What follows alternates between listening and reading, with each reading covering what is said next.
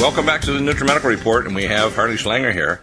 It is the second Super Tuesday, and of course Trump has again done another sweep, except for Ohio, which Kasich took. He's only staying in there to try to see if he can create a disaster, which is a brokered convention, and he should soon be dismissing himself from the scene. Marco Rubio's gone, and he had actually more candidates than this character. It's going to get down to Trump and Hillary. That's obvious. Cruzs is going to soon be gone as well. So when you're looking at this whole situation, we see a revolution where people are fed up with the status quo. They're going for Trump because they want him to make jobs and just to, as an outsider, start to shake up the corrupt, bipartisan mess that is we call the District of Criminals, or Washington, D.C. They're so corrupt, that's why the foreign nations like Japan and India and elsewhere are freaking out their diplomats. Not because Trump is a racist, which is garbage, but because Trump is going to shake up the deals that these nations have had because of corrupt associations with their politicians. So, Harvey, you're asking me to comment on that? Yeah, I want you to comment on that or anything. I mean, the sweep yesterday was pretty damning for anybody else in the field. I was surprised, though, that the system set up in Democrats is stacked against Bernie Sanders, because he's pretty close neck and neck in many states. In some states, he's winning against Hillary. I think in Missouri, he probably won that one yesterday, although it was by a squeaker. It's hard to believe you actually see Hillary trying to pick up some of the how can I say it? Some of the smoke from both Bernie Sanders' campaign and from Trump, trying to make some similar kinds of statements. It's kind of pretty ridiculous politicking, isn't it? Well, I want to start from a very different standpoint, because what we're talking about overall is an amateur hour, where we're seeing a meltdown of the U.S. economy. Right. And it's taking place right in front of our eyes. And no one, including Trump, is offering a programmatic alternative. We're also seeing, we've just had right in front of us again, an example of real statesmanship, what the Russians did in dealing with Syria. And it's brilliant on several levels, because, first of all, what Putin did by going into Syria caught the U.S., including our vaunted CIA and all our intelligence agencies, completely by surprise. Even though Putin went to the UN at the end of September 2015 and called on the U.S. to join a real anti-terror coalition. And, of course, Obama would have none of it, because Obama's war on terror, continuing the Bush tradition, is a phony war on terror. It's an imperial war, a permanent war, a war of destruction of the United States as well as the countries we're going into. Yeah, in other words, it's a faux war. Putin called our bluff. So then what do we say? Oh, the Russians are going to be in a quagmire. They're never going to get out of this. It's going to take years. You can't win this fight. The Russians went in and said, we're going to destroy the terrorist infrastructure. We're going to shut down the flows of oil, which bring them money. We're going to shut down the border with Turkey, where the personnel and weapons are flowing. And we're going to create a basis for the Syrian army to operate. They did that. And then Putin said, okay, mission accomplished. We're leaving. And once again, John Brennan's jockey shorts around his ankles, because he was completely caught by surprise. Now, what are the media brilliant geniuses saying today? Well, Putin is still keeping troops there. How do we know he's really withdrawn? Well, because the Russians showed on TV last night the plane loads of people coming back to Russia. Now, what the Russians intended was to consolidate the Assad regime. And that's really what Obama and Cameron and others are upset about, because their whole thing was regime change. They wanted ISIS and Al-Qaeda in control of Syria, Lebanon, and Jordan as part of their permanent warfare strategy. And that's not going to happen. So my point in bringing this up is that Americans would do much better to look at the example of what Putin did and see what leadership really is, than to focus on anything going on in the U.S. presidential campaign, which shows that while Trump has some understanding of what's going on in the minds of people, none of these other people, including the professional pundits, have a clue. And Bill, just to finish my rant, the one thing that I find so amusing is that Fox and CNN do the same thing now. They each have a roundtable of 4 to 8 people who are washed-up hacks, who have been either media or in past campaigns. Like last night you saw Paul Begala, David Axelrod, this woman whose name escapes me now, the Hispanic woman Navarro, who worked for Bush for about 10 minutes. You see all these people sitting there with their opinions, and all of their opinions have proven to be wrong again and again and again. The most recent opinion was that the $50 million spent to smear Trump would finally bring down his votes. Well, it does the opposite. It convinces people that the establishment is out to destroy Trump. So whether Trump himself is good or bad, the fact that he's taken up a position of thumbing his nose at the establishment is why people are voting for him, because they don't like the establishment and what's happened to the American people. Right. So, I think this whole U.S. election campaign, the less we talk about it, the more we get to the reality, which is that there are solutions which could be implemented by anyone.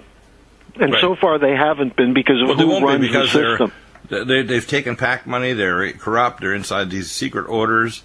And like Newt Gingrich said, part of the reason why they're so vilely opposed to Trump is he's not taking their money and he won't play their game, which is a very vile game to destroy the United States of America, destroy our borders, destroy our sovereignty, destroy our military, and destroy the middle class. That's the agenda of people like Obama and the Bushes. And Hillary. And Hillary. Cruz and Rubio and Kasich. I mean, Cruz and Rubio and Hillary are triplets when it comes to what they would do in the Middle East, their support for free trade agreements, their support for more deregulation. There's no change with that. And this is where you see the ruling establishment, which one book I'd recommend to your listeners is a book that's relatively new called Jeb and the Bush Crime Family by Roger Stone. And what he goes through is a condemnation of the Bushes, which first, a lot of what he has comes from our book, which he credits. The LaRouche book, George Herbert Walker Bush, The Unauthorized Biography, on the Bush family dynasty, which worked with Nazis, which worked with communists, which worked with Wall Street criminals. And this is really sort of the blueprint that Trump is operating from, that the establishment in both parties is corrupt and immoral and has to be replaced. Right. Now, the question is, replaced with what? And instead of thinking about a personality, we should think about policies and principles. Exactly. And then find a personality who will fight for those policies and principles. Right. Exactly. Now, the situation in the Middle East, it's amazing what Putin did, because he defused the situation right away. He changed the game completely. It also means, if it's stabilizing, it also is going to help the Europeans to start getting these people back to their own countries, which will help in Europe. That's really important, because the Europeans knuckled under to Obama and NATO on Ukraine and on the sanctions against Russia, and it backfired in their face. And now Putin's saying, listen, work with us, we'll solve this problem. And he's saying the same thing in the United States, but you have tone-deaf idiots who don't understand the first thing about Russia. Yeah. Pretty amazing, isn't it? Yeah, and it's as you and I talked from the day the Russians went in, this was a game changer. Yeah. And it changes not just the Middle East, but the whole world strategic situation. It also changes the dialogue between the BRICS nations and the non-BRICS nations, the Fed Reserve, the European banks, that, hey, we can work out a deal. We can have the Silk Road. We can have a trans-Alaskan pipeline. We can start working out how to get rid of extreme Islam, which Russia has been begging, the Chinese begging the Americans and Europeans to collaborate. It's, it's what Lyndon LaRouche has been saying for many, many months now, years, that why don't they cooperate? And Obama is just entrenching it. And you make lots of money. Everybody's happy. Nobody even goes to war because you got the Silk Trail. The Silk Trail is the solution to war, isn't it? Yeah. Welcome back. And we talk about this on the break. So Harley, let's summarize what we said. Go ahead. Well, I think that what's necessary for the American people is to stop watching nonstop CNN, Fox, MSNBC coverage where you have hacks talking about things that are irrelevant to people's lives. And what's relevant to people's lives now is that the American people have to come back onto the stage of history. And that means they have to become educated. And when I say that, I'm not talking about the abstract American. In a given week, I do 5, 6, 7 hours of radio and internet talk shows. My message is one that bothers people because I keep saying, stop looking for someone who's going to solve your problems. You have to solve your problems. You have to become educated. You have to become knowledgeable. And not knowledgeable about personalities, but about principles. Principles of physical economy, of science, of statecraft. And then people say, well, you can't beat them. And I say, that's because you're ignorant. You don't know how to beat them. We're talking about an elite which in many ways is more fragile than it's ever been. Some of the so-called best thinkers of this elite who set up this global situation are dead. Some of the others who are, the neocons, they're idiots. The political consultants who manipulate people in presidential campaigns, they've been proven a waste of money. Think about this, Bill, just as a simple point. And this is the last thing I'm going to say about the campaign. You have all these consultants who work for Cruzs, Rubio, Hillary, Bernie. They get paid an enormous amount. The more money that's raised, the more they get. The more ads they place, the bigger cut they get.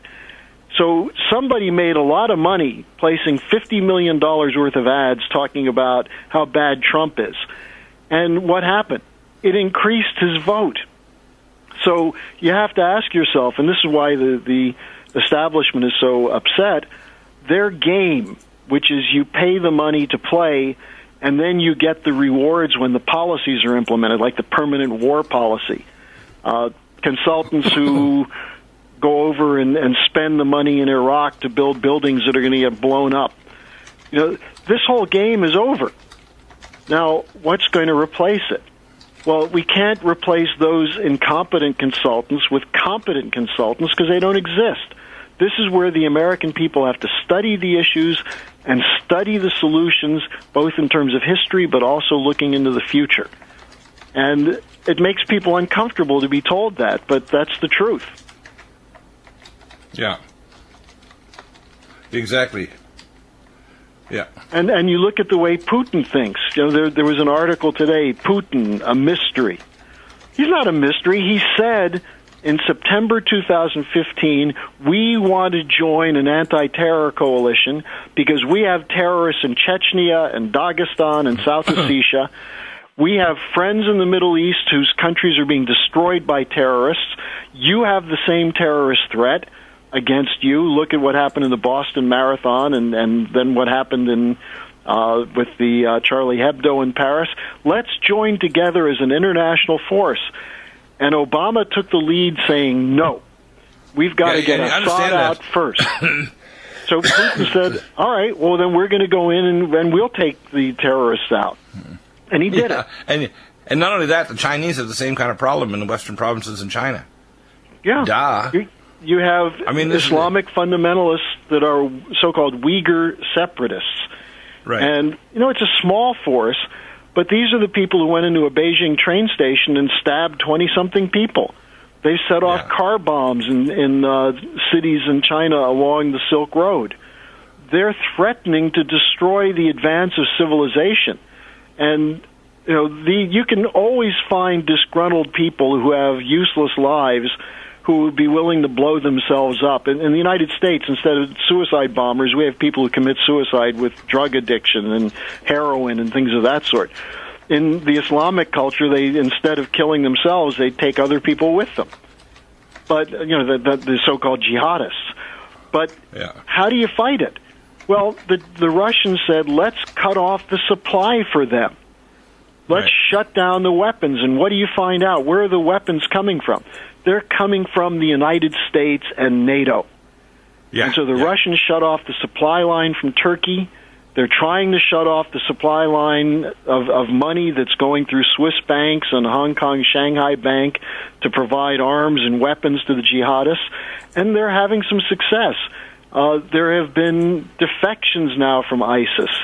Now, we don't know exactly how extensive the damage has been, but then you see on CNN, like yesterday, they did a story about terrorist-occupied Aleppo, or they say rebel-occupied Aleppo. And they interview someone who's a jihadist, who said, right. 2 of my 3 brothers were killed by the Assad regime, and by God's grace, they're in paradise, and that's where I'm going to be next, and we're going to keep fighting. And it was sympathetic to the rebels who were controlling Aleppo and right. attacking the Syrian government for fighting against the terrorists. That's what our media has been reduced to in the United States, openly defending terrorism. Well, to be able to defend terrorism when one of the possible 3 types of events happens. Someone blows up a dirty bomb in, say, O'Hare Airport, or someone decides to have a nail bomb at a stadium, or somebody releases a biological weapon. Will they be so happy when this event happens? Because I guarantee it, one of the things, if they can't assassinate Trump, which is what I see, that he needs to have much better security. He needs not to be surrounded on all 4 sides, but one side. He needs to have a bulletproof shield up between him and the audience, and he needs to have spotters with guns high above the crowd, and also people with non-lethal weapons in the crowd, bead-bang weapons, tasers, etc., so that if somebody does get unruly, you don't have to sucker punch him. You just simply tase them and put them on the ground, or hit them with a beanbag weapon and knock them down. That's simple. Zip tie them and take them out of the area with duct tape on their face so they can't scream and holler. Real simple. The thing you have to look at, Bill, is why is there so much intensity both in the pro-Trump and the anti-Trump forces? And this is what, again, George you Soros never get from the media. Because people are being damaged. Their lives are being destroyed by the collapse of the economy, which the media says is really a good economy, which the president says is the best economy we've had in years. These are lies, and people who are left out of that, which is 90% of the population, they're angry about it. But listen, if there was really terrorism, to be honest with you, Cruz's policies in terms of a border and anything else is far more extreme than Trump. The reason there's not terrorism is he's not the primary candidate because they know that Trump will actually do it, not just talk about it. The reason why that there's opposition is MoveOn.org and Black Lives Matter, which are tied directly to the Hillary Clinton campaign and George Soros. George Soros is the key guy in this. And he's the key guy. What's their goal? Their goal is massive civil unrest. Exactly. So, we know exactly why. The only reason why there's opposition, listen, these young black guys are jumping around, punching and swinging their arms around. They're 55% unemployment. Trump wants to fix it for them. He wants them to have a home and a car and not have massive payments and be able to afford health care so that their wife or child has a problem, they can have it taken care of. Trump is not a racist. This is BS when they say that. Issue dealing with China and international trade and other issues that are really big, that I think if again, we as a public have some influence on Trump, policies will be put in place. So even if Trump's not there in a generation, these policies will continue forth for multiple administrations, whether they're Republican or Democrat. To be honest with you, it doesn't matter. If the policies are in place, and it means we will be a strong nation, we'll be a leader nation, and we won't try to set up circumstances that create war. For example, I think, like you have said many times, that if we have the Silk trade route going on and Trans-Alaska Pipeline to China, a lot of the issues that we would consider might be indications for war will just disappear like a vapor. They won't occur. Well, and that's an important point. The way the Chinese talk about it is very much along the lines that the bipartisan consensus after World War II approached our allies. The idea that, was it in our interest to provide the Marshall Plan for Europe? Of course it was. Right. Because the idea was if you rebuild these nations, including the nations we just fought a war against, you'll guarantee a certain stability that will benefit us. And so after World War II, there was bipartisan consensus on this idea of, at least in terms of the Western world or the non-communist world, that, and now some people say, well, it was only because we were fighting communism.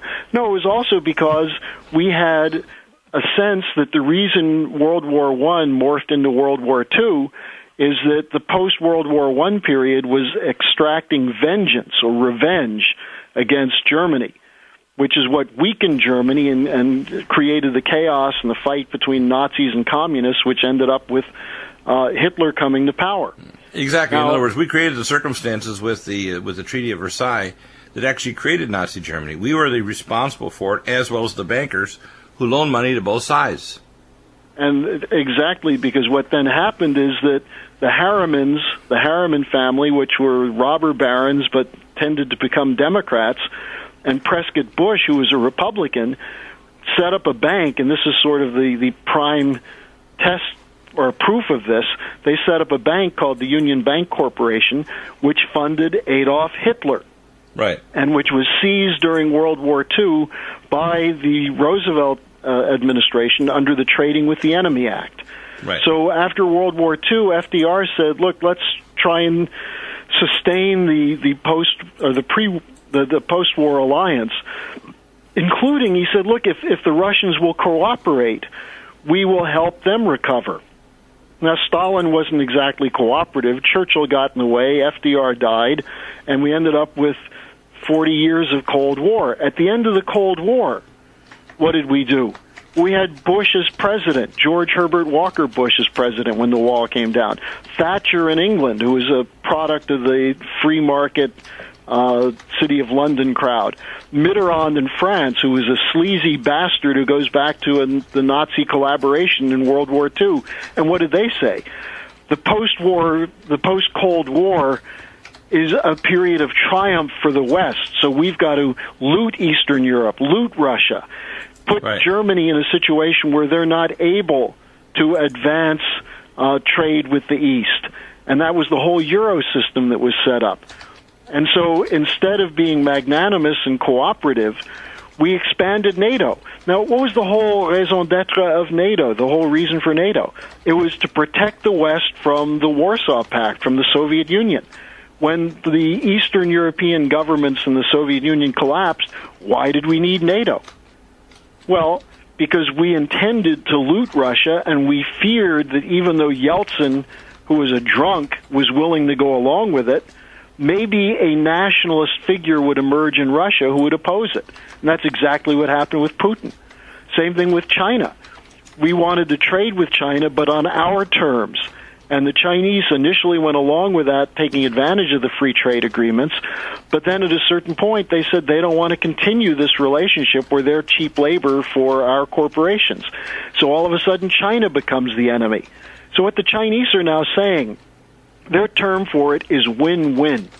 Let's invest together in the future of nations, including our own nation, and the Chinese say your nation, the United States. And what Obama said is, no, we want the Trans-Pacific Partnership, which is a corporate-run trade agreement that will harm our trading partners and our own people. And you have the Republicans in Congress lining up with Obama to support it. Isn't that crazy? So the Chinese are against it. The Chinese are saying, we don't want to see the American people turned into slaves by your own government. It's so bizarre. It's like hard to believe that this is actually happening, isn't it? It is. It's through the looking glass, to quote someone. But then the question becomes, okay, most Americans, if they had a choice, if you could vote on your computer tonight, are you for the Trans-Pacific Partnership or against? Probably the majority would be against. So why is the Congress having a secret agreement, a secret treaty, which most of them haven't even read, in which the Republican leadership, the Bush faction and the Republicans, and Obama and his faction, the Wall Street faction and the Democrats, rammed through without real public discussion? So now that begs the question, what will the American people do? And this is where the problem is. Most people who are against the Trans-Pacific Partnership don't fully understand it. They don't understand how free trade is an attack on our Constitution. Right. They don't understand how they're victimized by these policies. They just know they are. Well, so we've got to educate them and then give them an alternative, because our nation, contrary to Ted Cruz and those people who call themselves constitutionalists, he wouldn't know the Constitution if it hit him over the head. Our Constitution gives to the Congress the right to impose tariffs to protect American industry. That's in Article 1, Section 8 of our Constitution. Nowhere does our Constitution say we're a free trading republic. Right. Not only that, the free trade they're talking about makes our government vestigial.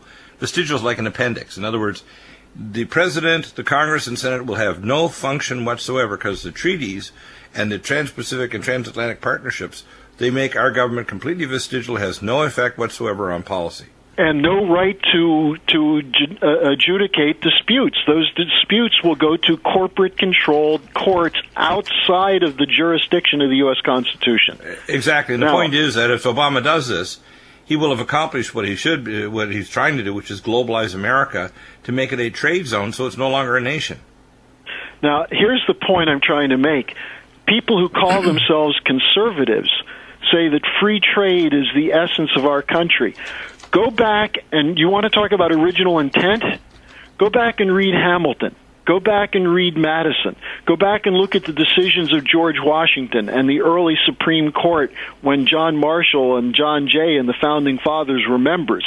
Every single time there was an issue of this sort, they sided with the power of the government to protect the people from these unfair agreements, including on the question of banking and finance, credit policy. They sided with Hamilton. Now, some Republicans are trying to claim that Hamilton was a pro-bank, monarchist. There are all kinds of slanders. Alexander Hamilton was George Washington's choice to be his chief assistant, military aide. Hamilton led the charge at Yorktown. Hamilton was entrusted by Washington to draft the founding documents of our national economy. And you can read them. The report on public credit, the report on debt, the report on the National Bank, the report on manufacturers. These were presentations he gave to the Congress, which supported Hamilton on every step. Exactly. Amazing. We're up against the break. Okay. We are up against the break, but we'll be right back with more. And I'm glad you're able to get all that out. That's good. And we're back with Harley. Harley, this is a very important issue that we're dealing with now. Let's go through some of the pedigree of Cruzs, because people need to know just what a slime this guy is, and how he's a Bush guy, and how, for example, he supports Monsanto. He's actually said that people are pseudoscientist fools that disagree with him about Monsanto. And, of course, the same corrupt government has passed all these, quote, protect Monsanto bills to so-called shield them from lawsuits by an enraged public and agencies like my American Academy of Environmental Medicine, the American College for Advancement in Medicine, the American Academy of Anti-Aging Medicine. All these hundreds of thousands of doctors can't be wrong when some pinhead Cruzs, who looks like Eddie Munster's grandfather, says that that people are pseudoscientists. No, you're an idiot, and you need to shut up. I'm so sick and tired of people like these corrupt politicians pretending to be an independent when, in fact, he's in the back pocket of the Bushes. Give some of his pedigree, because I think it's important people know just exactly who this character is. I'll run through this quickly, and then we can get back to how a real economy functions, unlike these guys. I'm sure you can do a damage really quick. Cruz came in with G.W. Bush. He was on part of the Bush campaign. That's where he met his wife, Heidi Cruz. He had a job for a little bit of time in Washington, but he didn't think it was a good enough job for someone with his enormous talents, and he came back to Texas. But he was part of that Bush crowd. His wife worked in the Bush administration. She became a top aide to Condoleezza Rice, who was one of the neocons responsible for the Iraq War. Right. She then went to work for Robert Zoellick, who was the trade ambassador. And Zoellick is one of the people who's been at the forefront of negotiating these free trade agreements. Right. So what you have, and then when the two of them got together and he ran for the U.S. Senate, they concocted a lie to the American people, to the Texas voters, I should say, that they were using their life savings for the Senate campaign. In fact, he got a $1.2 million loan from Goldman Sachs. I think maybe $1 million was Goldman Sachs and the rest was from Citibank. But from Goldman Sachs, which he never reported. And it later leaked out. It should have been much more embarrassing, not just that he didn't report the loan, but he lied about how he was financing his campaign. The money came from Goldman Sachs. You don't get more Bush-connected than that. No, you don't. And more connected to the Wall Street crowd. So whatever he says about original intent, it's subterfuge. He's a phony conservative who's a pimp for the big banks. And that's what Ted Cruz is. Now, this is why I was talking about the Hamilton question.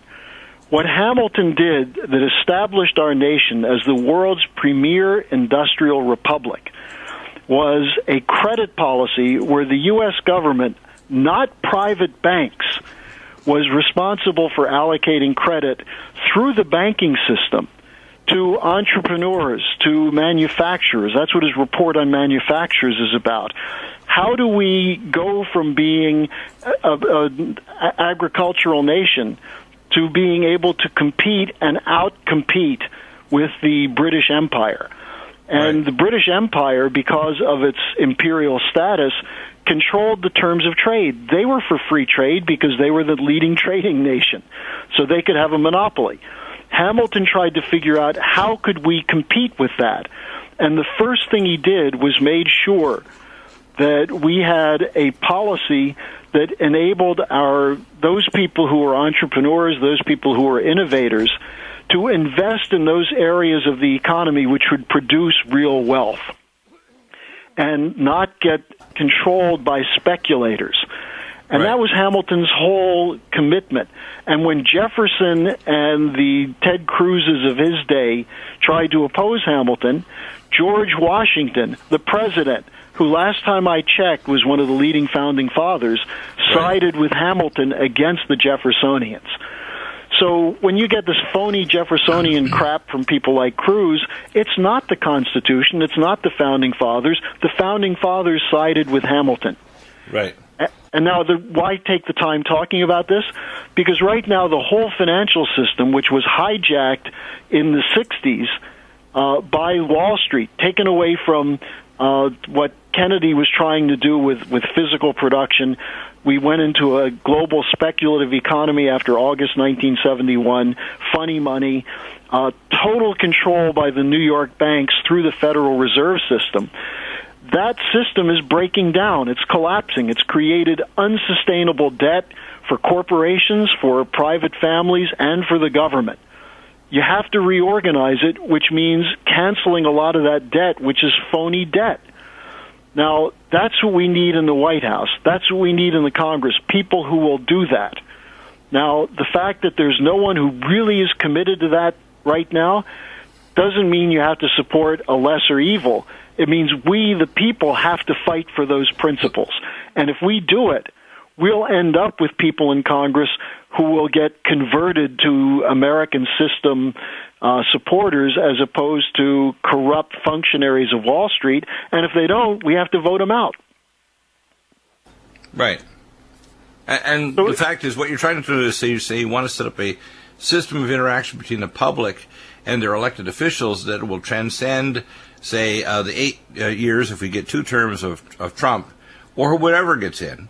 But it's, obviously all the other politicians are bought and paid for, so you're not going to have it. Trump basically is the only chance we have to actually start this process. But it should become bipartisan. The Democratic Party needs to get their act together, as well as the Republicans, because and that'll only happen when people who consider themselves Republicans and Democrats start thinking about what is in the national interest first of America, and not only America, because if we take care of our nation, because we're a leader nation, it'll influence other countries to have better and more stable economies. So you won't have mass immigration, you won't have war, you won't have economic devastation or environmental devastation. You'll have a better system.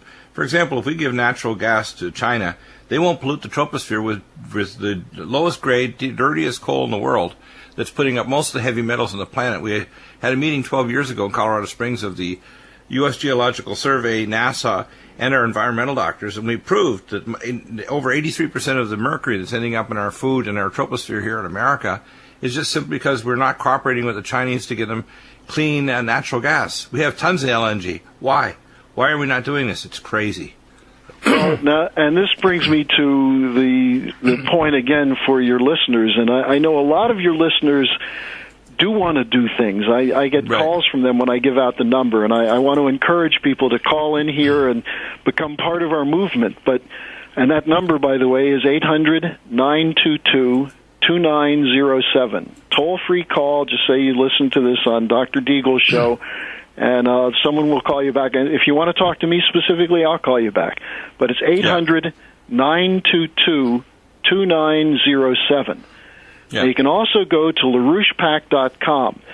And if you're especially interested, you can go to the section, the icon on the top where it says Activation. And you click on that and you scroll down and you'll find the thing that's called the LaRouche PAC Daily Lead. And it's from our organization's daily briefing. It's the lead. What are the most important developments of the last 24 hours?